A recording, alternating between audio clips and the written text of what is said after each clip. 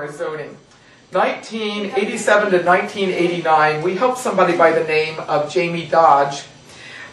She had a federal court battle having to do with religious discrimination on the job. She worked at a battered women's shelter run by the Salvation Army, which is a religious-based group. They were getting federal money. This is way before faith-based initiative and all that complexity, but they got federal funding for that battered women's shelter, and therefore they could not discriminate on the basis of religion. It was common practice at that agency, if people were going to use the photocopy machine for personal copies, you put a nickel per copy in the little jar, and you could do that on your break. You weren't doing it on, staff time, but, your paid time, you could do that. Well, she made some copies of a full moon ritual. Well, one of the copies got messed up, so she tossed it in the trash can, paid another nickel, and got it done. She was outed by the full moon ritual transcript in the wastebasket at the battered women's shelter. And all of a sudden she realized that she was having some close encounters of a bigoted kind, because she was fired that very day.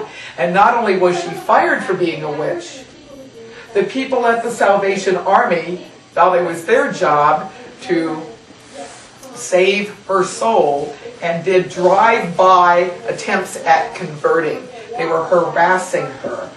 And this went on and on. She was in the Deep South. She was part of our network. She was a solitary practitioner, but part of our network, and that was enough of a connection with a 501c3, tax-exempt nonprofit religious organization, Circle Sanctuary, a legally established church, for us to let her take that into the courts. Well, she took it into the courts. She won in 1988 and 89. And it was really great when, yes, it was 1989 when her court case was decided, and she was able to get justice done. And interestingly enough, shortly after that case was done, there was an attempt to pass legislation in that federal court district to make it legal for religious organizations receiving federal money to discriminate on the basis of religion. And it didn't pass then, but there have been efforts now in the recent past to have that happen nationwide, that people who get the faith-based initiative money for projects can discriminate on the basis of religion, and there are people fighting that as we speak. So some other ones that happened have to do with Patricia Hutchins. She became, what many said, was the first military Wiccan to get paid leave to celebrate the 8 Sabbaths in the U.S. Air Force, and we helped her as well. And that also was back in the late 80s, and when we were having our victory time as well. Paganism was starting to work for its rights internationally, and the Lady Liberty League started supporting pagans who were in the Baltic states in their efforts to organize and bring back the old Baltic religions. So Ramava had its 3rd annual festival with more than 1,000 people in attendance, the Lithuanian pagan movement, and we had somebody from our staff who was Lithuanian in background go to that conference. It was 1990. So that was a very wonderful thing to see. So it wasn't just fighting cases of discrimination, it actually was supporting some good endeavors. When did pagans first come together to deal with negative images in television media? 1991, there was a pilot put forth by ABC, which would have depicted the Wiccan religion as abusive to children, as involved with murder and other criminal activity. The name of that show was that there was going to be a movie, there was a pilot, and then there was going to be a series served up for evening entertainment in prime time every week, something called The Craft. Well, who you gonna call? Lady Liberty and Lady Liberty League, and we got very busy on that. We mounted a nationwide campaign and told people not only to contact the film producers, but ABC Network that was going to air this. And there was a great outpouring of concern, and all of a sudden, ABC realized that we existed and we were not standing for this negative depiction of our people. Unfortunately, the pilot film had already been close to completion and got completed, and they had invested money, so they decided that they'd show it anyway. They renamed it, though, To Save a Child. Well, it was one of the worst pieces of anti-witch propaganda in contemporary times to go out over the airwaves. After it aired once, it got sold off to Lifetime, and then they got some feedback, and I really haven't seen it, fortunately, on any of the viewing list for several years. It doesn't mean it isn't out there, but it was a really horrible, horrible concept to have anti-witch propaganda go into American family homes during prime time, and we as a community were able to defeat that, and I see that as a really positive thing. So in 1991, with that action, is when we changed our name to Lady Liberty League, because we really wanted to put Lady Liberty, our patron goddess, front and center, and let people know not only we are hardwired into that freedom at the heart of America and other ancient cultures, but we deserve to have the liberty she stands for. Now we get into Salem history, the tercentenary, 1992. Well, I was part of efforts to recognize that chapter in history, not only here in Salem, but there was a memorial service for all of the victims of the Salem witch hunts, held in the Unitarian Universalist Church in Cambridge in Harvard Square. And some people connected with the Divinity School organized this event. Margot Adler, author of Drawing Down the Moon, which is one of the best histories of contemporary paganism that's out there, written in 1979, and then there's been multiple editions since that time. She and I not only took part in this memorial service, but at the end of the service, both she and I gave a talk on contemporary paganism. Each of us taking part in the service talked, represented each of the 20 people who died, the 19 who were hung, and the person who was pressed to death, Giles Corey. And so our names were read, and we went up and we represented. We stood there, and it wasn't just Margot and myself, but there were people from a number of different faith traditions that did that. I had the part of Susanna Martin. And I not only was there in the service representing Susanna Martin, but out of all the victims, the piece of witch trial that was enacted was her trial. Very small snippet. So I was her testifying as a soon-to-be Unitarian minister who was at Divinity School getting this training, became the witch hunter type judge persona guy. And he was reading the questions and I was doing the replies.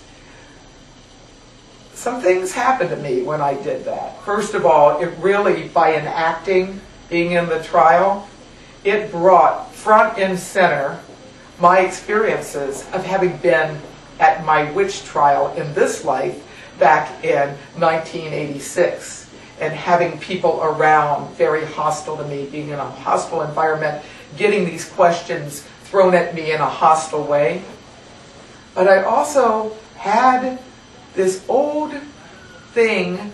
As a young girl, the name Susanna Martin had come to me. Do I have some past life connection with her? I don't know. I have not figured it out. But that name had come to me when I was 9 years old, which is part of the reason when it came time to sort out who was going to do what, I said, okay, I'll do Susanna Martin. Well, I didn't know, though, I was going to have to do the trial piece. So I had the trial piece go on, and I also felt a kind of energy happen in the audience. Later, a descendant of Susanna Martin made contact with me. She was there at that service. Susanna Martin was a folk healer. Was she pagan? We don't know, but certainly within that family tradition, the idea of keeping alive the wise woman ways of old Europe was part of that family tradition. And she thanked me for standing and enacting, her ancestor.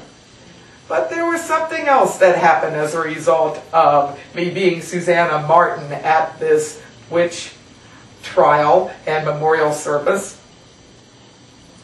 Shortly thereafter, word came to us that a televangelist decided to target Salem at the tercentenary and actually went into one of the witchcraft stores and started harassing customers. So this televangelist got a gang of proselytizers, and actually a woman and her kids had left the shop, went out on the street. They surrounded her. They grabbed her hands. They forced her hands into prayer and started preaching at her. Not a good thing. Never again the burning times, the hanging times, the pressing times, or the rude times in the city. And cops were called. They show up. Then this gang's turning on the cops. Well, meanwhile, this whole thing is being filmed for Trinity Broadcasting Network. Yes, this is being served up live as reality TV way before there was a reality TV. And yes, shortly thereafter, on TV, here was this televangelist on his show saying about going against the devil in Salem and going against the witches and launching the war against the witches and attacked the cops, attacked the craft, and used some of the old lies and misconceptions. Why? Trying to get money. Witch hunting was big business back during the burning times, big business among some people now. And then he made a threat that he was going to go continue this war of the witches. And so at some point during his show, he proclaimed he was going to the Witch Haven. The 1,000-acre Witch Haven, which we don't have 1,000 acres, it's 200 acres. It is a big place, but it was exaggerated. It'd be great if we had 1,000 acres, but essentially he decided he needed to wage war on me personally and everybody connected with our church, Circle Sanctuary. So they started raising funds, and at Salem, right before Salem, is when they made their move.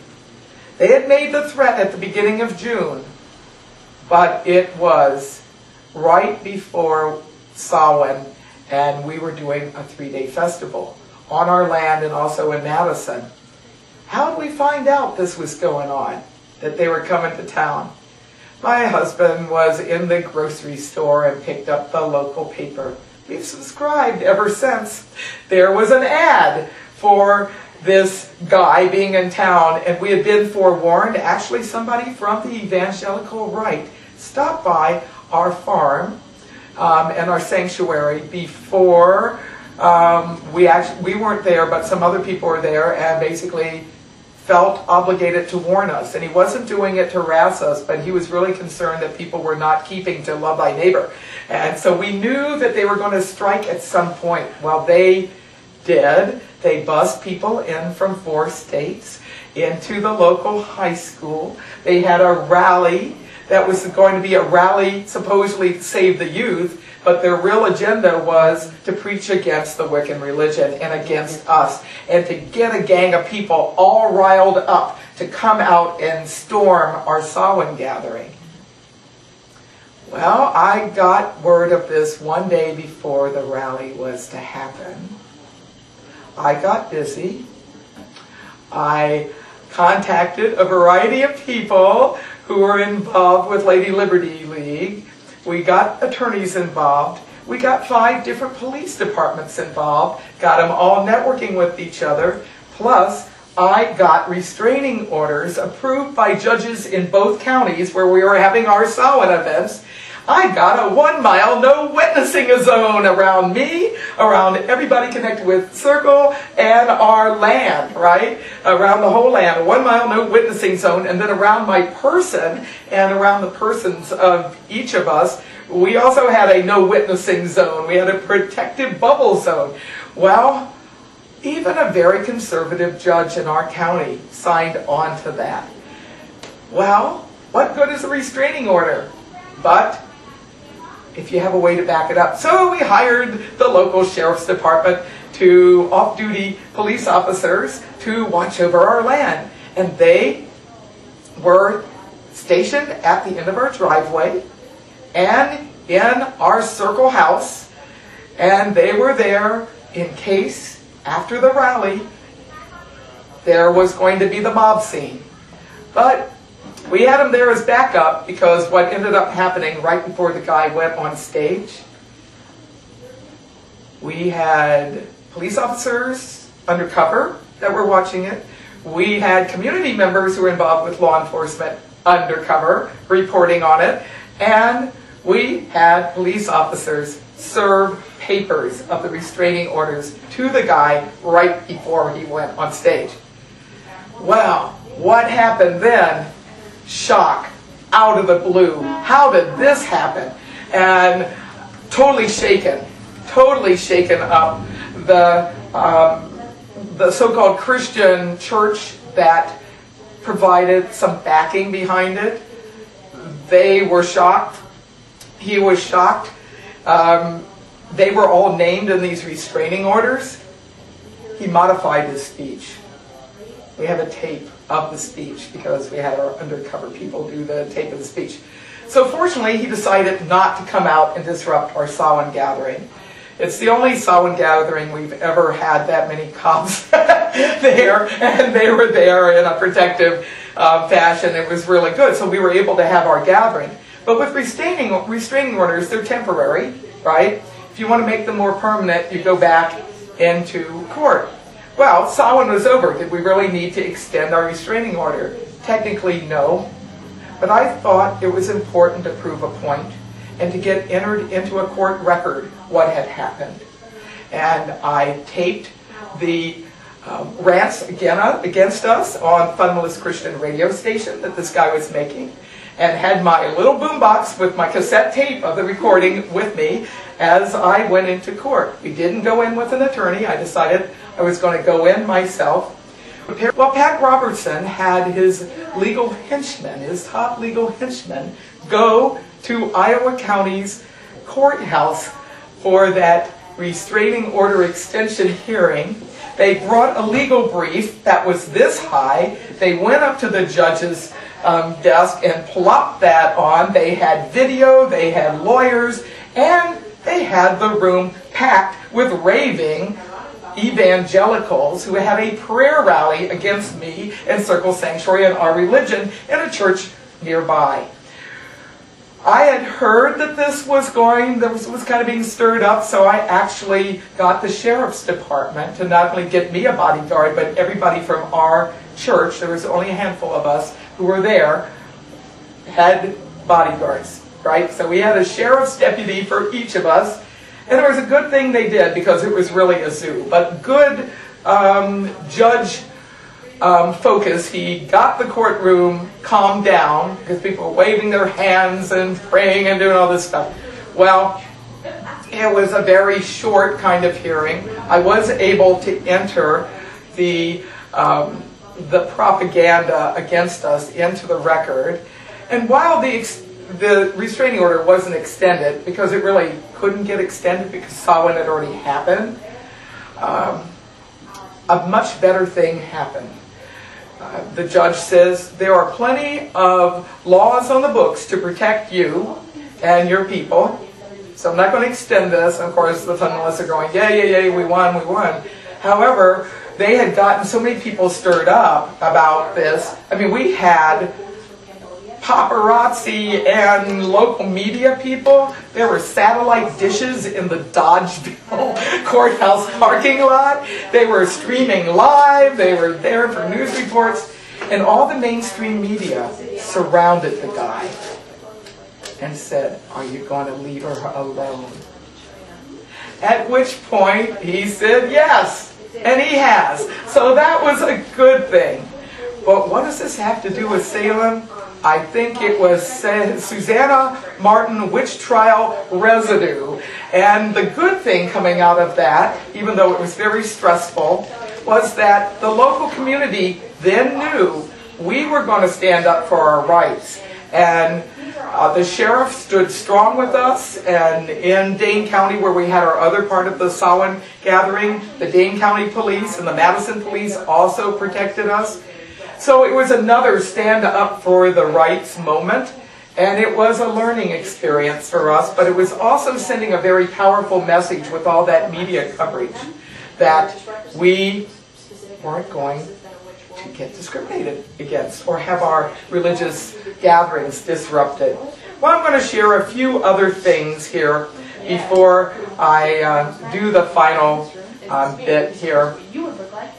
Rutgers University. I went there for a short period of time. I was one of the first women to break the gender barrier at Rutgers University back in 1971.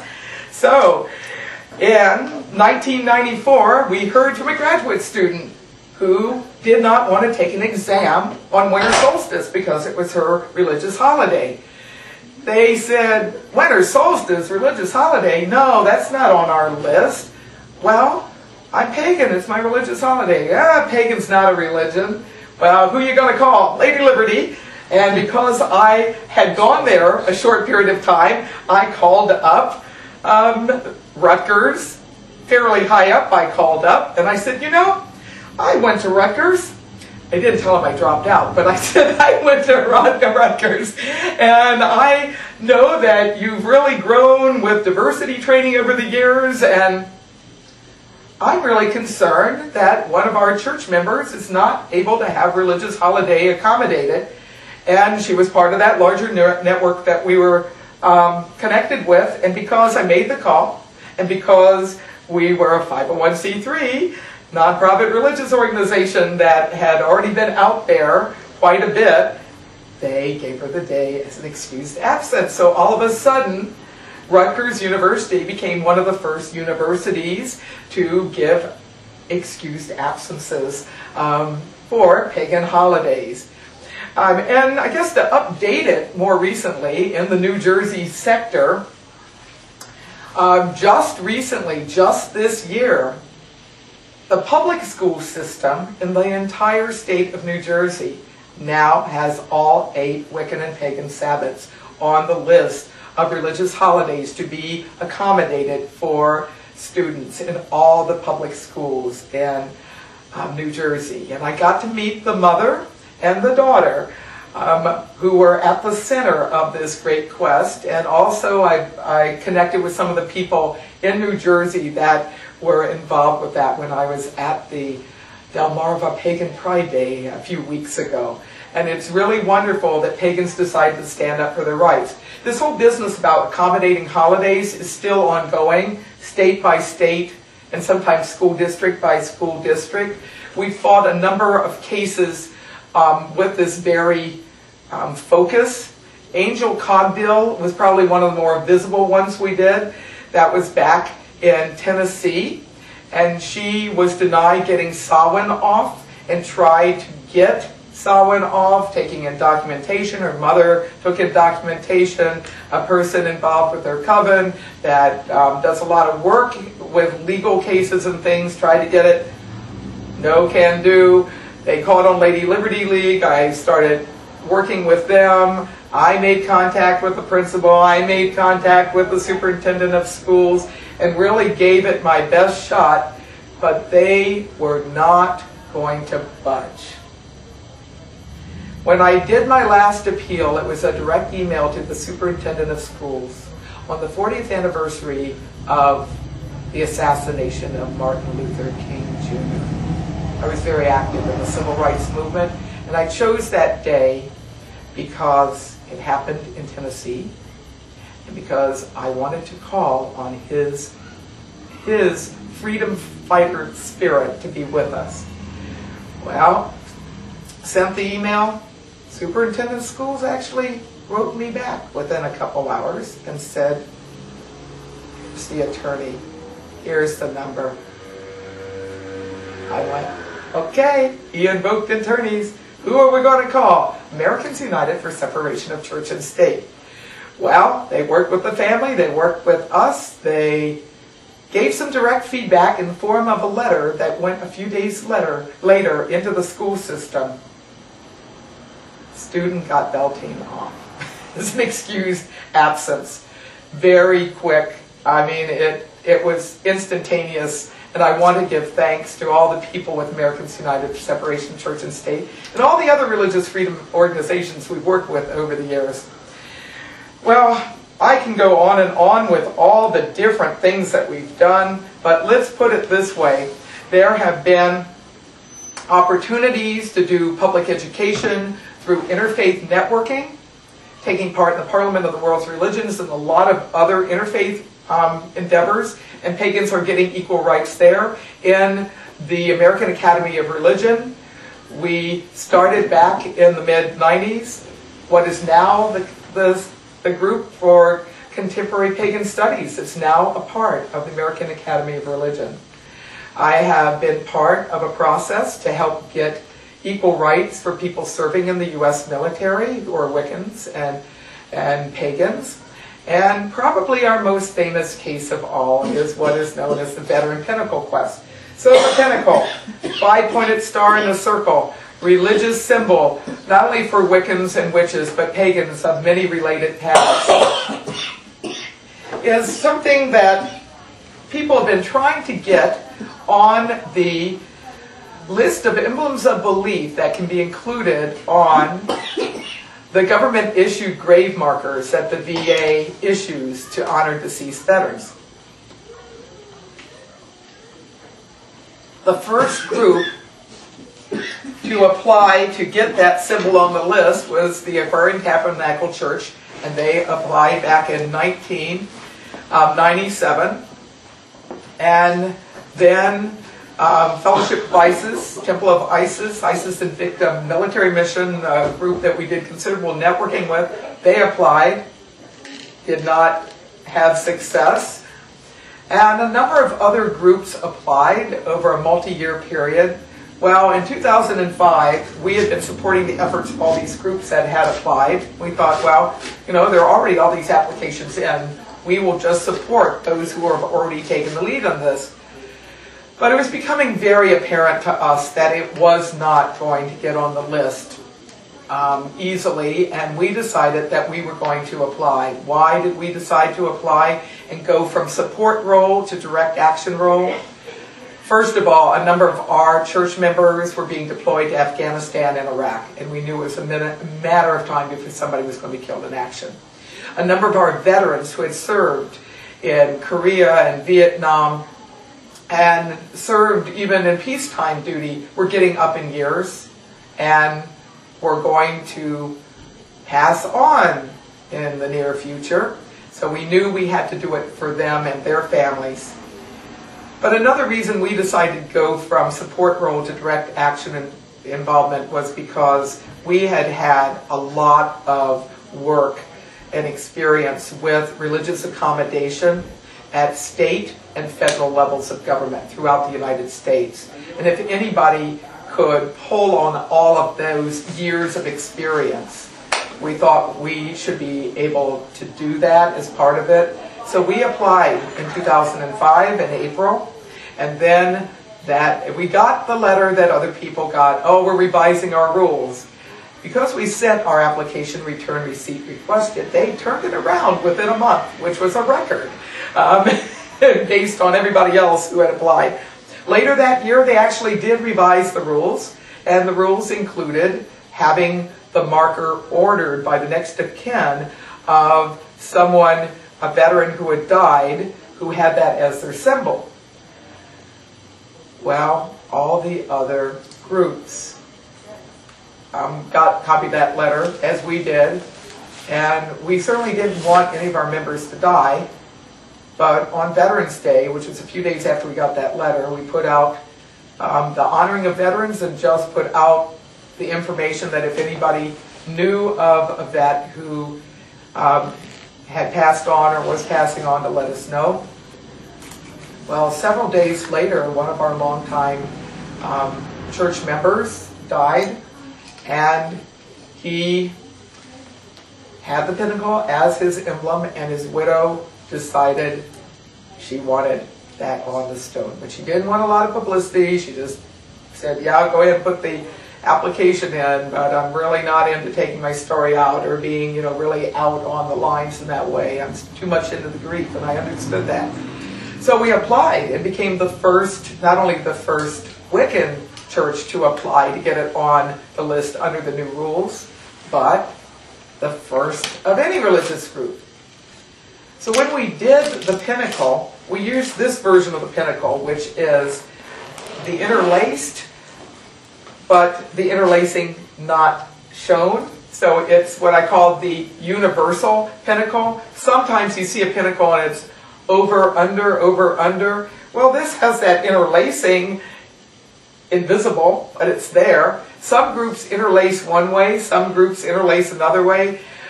We've been using the universal symbol because that way we don't have to choose. And I want to acknowledge the creator of the symbol that is now on 68 government-issued grave markers for deceased veterans, because she's sitting in this very room. So I think we ought to give a hand to Jerry Hildebrand for doing the graphic design according to VA specifications. So yes, we got our symbol in. We applied twice. We had one next of kin wanting it for her husband.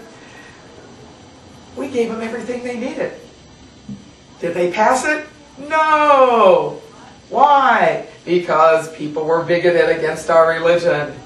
Enter Roberta Stewart, also connected with Circle Network. She lost her husband in Afghanistan. She finally decided she wanted to have a plaque from the VA, have it on the Wall of Heroes at the hometown Veterans Memorial Cemetery in Fernley, Nevada. Wanted it right next to the plaque for the Roman Catholic John Flynn, who died in the same attack. They were providing ground cover for troops on the ground in Afghanistan. She went in, finally got to a point in her grief that she could go to the cemetery and order the plaque. She said, okay, I want my plaque for my husband, I want the pinnacle on it. Cemetery officials said, why don't we give you the plaque, can't put the symbol on it. She went, what? He died in Operation Enduring Freedom. He stood up for freedom. Why can't I get my symbol on there? Not on the list of emblems of belief that can be included on government-issued grave markers for deceased veterans. And she was part of that larger network we were connected with, but she wasn't on our E-list. Some other people were, and she came to call us, and I talked with her. And she went from being shocked to sad to angry. I said, Roberta, are you willing to take your story forward? Yes. Are you willing to talk to the media? Yes. Elected officials? Yes. Anybody else get this done? Yes. Well, we will get this done. So it took many, I won't go through the whole thing. If you want to see it, we have a magazine, Circle Magazine, and on our website, if you go to the Lady Liberty League website, the articles that appeared in earlier issues of this magazine, the whole story is laid out, everything from start to finish, and even the post-finish where we started dedicating all these markers. Well, she and I were out on the road, and we traveled around the country. We met with elected officials. I went to Washington twice and met with the head of the National Cemetery Administration. We had bipartisan support. We had Senator Reid from Nevada, Democratic. We had Representative Jim Gibbons, Republican, all rooting for us and trying to get this done, and they still weren't getting it done. So we did the executive branch. We did the legislative branch. We had to go to the judicial branch. So we sued in not one, but two federal courts.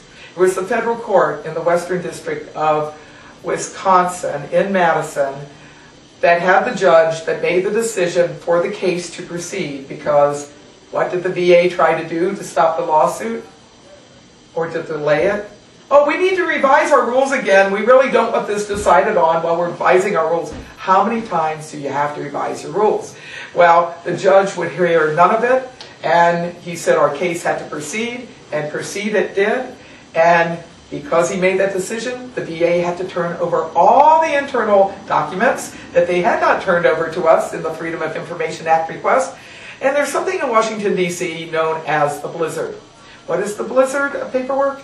It is when you have some things you really don't want people to detect, and you bury them in lots of dead tree parts called documents. 30,000 documents, boxes and boxes and boxes, came in to the headquarters of Americans United for Separation of Church and State, and I really want to honor all of those with Americans United for Separation of Church and State that went through all those documents and found the 6 incriminating pieces of evidence which were sufficient for us to finally get our case settled. Yes, there are some other nuances and things about the case, but essentially it was real clear that the reason it had not gone on the list when the government had, in the Bush era, added symbols of other religions to the list, but had kept passing over the pentacle, it was because, first of all, Governor George W. Bush, now President George W. Bush during that era, had been prejudiced against the religion, said we weren't a real religion. Why did he make that remark? Some congressmen from Georgia tried to pass legislation, yet another federal bill that would have taken away tax-exempt status. Would have taken away the right of Wiccans in the military to practice a religion on military installations. You thought in 1985 we already had that showdown. We solved this. We are a community, we are a constituency, we deserve equal rights. But in 1999, Bob Bard tried not once, but twice to get this piece of legislation passed into federal legislation. And there was a lot of brouhaha all around that, but fortunately, that legislation died. Unfortunately, in all the media coverage about that battle, Bush made this anti-Wiccan remark, and that anti-Wiccan remark was part of what we saw on the documents that were uncovered during our court case. And it was because of that, Wicca is not a real religion, that they were not going to pass the pinnacle as a religious emblem. Well, it was Easter time. There's something called Maundy Thursday. Maundy Thursday, Last Supper, another convergence of pagan and Christian energies. Americans United for Separation of Church and State was about ready to file the revised version of our lawsuit, including the incriminating documents, including adding another plaintiff, a woman whose husband was in a VA hospital with brain injury. She also, a member of Circle Sanctuary, saying, I want this for my husband when he dies. And there were all sorts of other things they added to that final version. As a part of protocol, they sent it to the other side. Just before they mailed it off to the judge, other side saw the additions. Called back in 5 minutes and settlement began.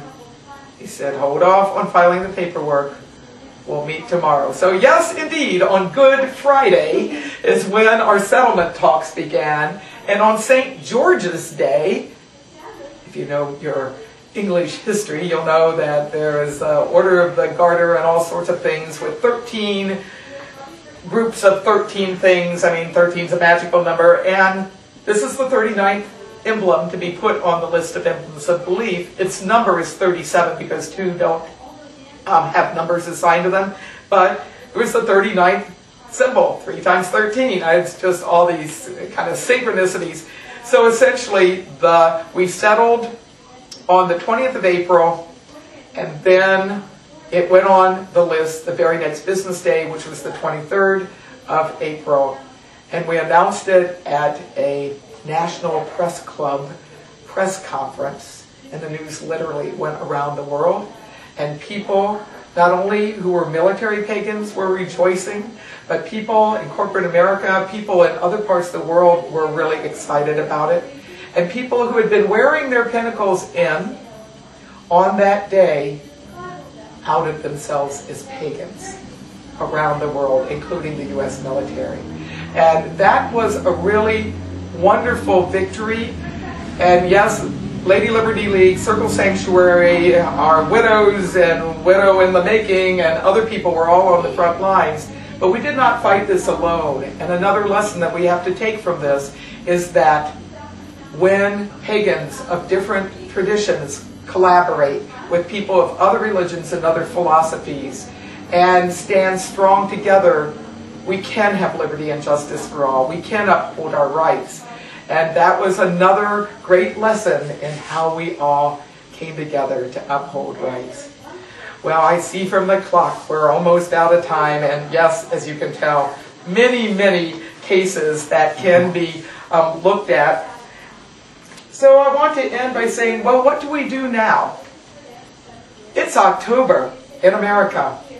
We're in Salem. There's haunted happenings, witchy things on people's minds. Well, I'm hoping in this city and across America and other parts of the world, people will use this time when they start thinking that witch word to think of the pagan witches today who are using that witch term in whether they call themselves Wiccan practitioners or practitioners of the old religion or the craft. Those who are using the word witch as a religious term connected with the old pagan ways and new forms, that we deserve equal rights. We deserve to have our rights protected that we already have, and we deserve to have equal rights in all aspects of society.